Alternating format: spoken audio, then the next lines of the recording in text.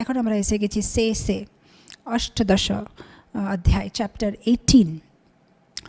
এই কথাটা হচ্ছে ইন্দ্রলোকে, দেবতাদের লোকে। একদিন ভগবান ইন্দ্র, মানে কি বলে দেবতাদের যে রাজা ইন্দ্র একদিন ওনার সিংহাসনতে বসে আছে, পাশে সচিমাতা বসে আছে, দেবতারা সবাই বসে আছে, সবাই খুব আনন্দে আছে, কিছু গল্প হচ্ছে। হঠাৎ করে দেখছে যে একজন লোক ওই সভার ভিতরে ঢুকেছে।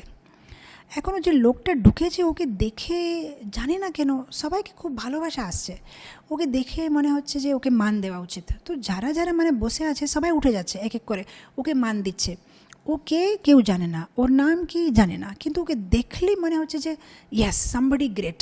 তেজ তেজ তেজ ফেসের উপরে, মানে মানে পুরো দেদীপ্যমান, এত সুন্দর দেখতে। আর যখন ও পাশে পাশে পাশে আসছে তখন ইন্দ্র আর সচিমাতা উঠে যাচ্ছে আর বলছে আমার আসনতে বসো। আর ওখানে বসে ওকে ইন্দ্র বানিয়ে দিচ্ছে, ওকে মাথাতে মানে মুকুট দিয়ে ইন্দ্র ওখান থেকে চলে যাচ্ছে। ইন্দ্র নিজেই বুঝতে পারছে না যে আমি এরকম কেন করছি, জানি না ওকে দেখে কি হচ্ছে জানি না, বাস মনে হচ্ছে যে ওই ইন্দ্র হও। তারপরে কিছুদিন পরে ইন্দ্র বিষ্ণু দেবতার সাথে বিষ্ণু ভগবান সাথে দেখা করতে যাচ্ছে। তখন ভগবান বিষ্ণুকে বলছে যে দেখেন আপনি তো সব কিছু জানেন, পাস্ট প্রেজেন্ট ফিউচার, একটা জিনিস বলেন ও লোকটা কে, ওকে দেখে কেন এরকম আমার মনে হলো, আমি কেন আমার সিংহাসন থেকে উঠে ওকে সিংহাসন দিয়ে দিলাম, কি ও কি আপনার ভক্ত, কি আমি কিছু বুঝতে পারছি না, কি আছে ওর ভিতরে, কেন ওকে দেখে সবাই মুগ্ধ হয়ে যাচ্ছে। তখন ভগবান অনেক হাসি পাচ্ছে, বলছে আরে কিছু না, ও ভক্ত প্রতিদিন ভগবদ্গীতার যে অষ্টাদশ অধ্যায় 18th চ্যাপ্টার প্রতিদিন পাঠ করছে, সেই জন্যে মানে ওর মুখের ভিতরে অনেক তেজ।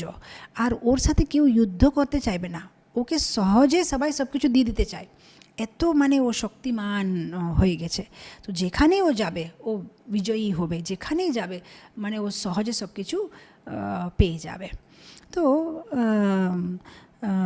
আমরা দেখি 18th চ্যাপ্টারে শেষে যে শ্লোক আছে কি বলছে, যেখানে ভগবান কৃষ্ণ, যেখানে ভগবান অর্জুন, সেখানে ভিক্টরি, সেখানে ধ্রুব নীতি মতির মমা, সেখানে সব ভিক্টরি হবে। তো এরকম যারা 18th চ্যাপ্টার ভগবানের যে অষ্টাদশ অধ্যায় পাঠ করবে তাদের জীবনে সব সময় কী বলে ভিক্টরি, জয় হবে, তাদের পরাজয়ের মুখটা কোনোদিন ওদেরকে দেখতে হবে না।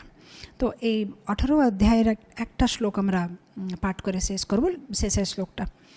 यत्र योगेश्वरा कृष्ण यत्र पार्थो धनुर्धरा तत्र श्रीविजयो भूति ध्रुवनीतिर्मतिर्मम।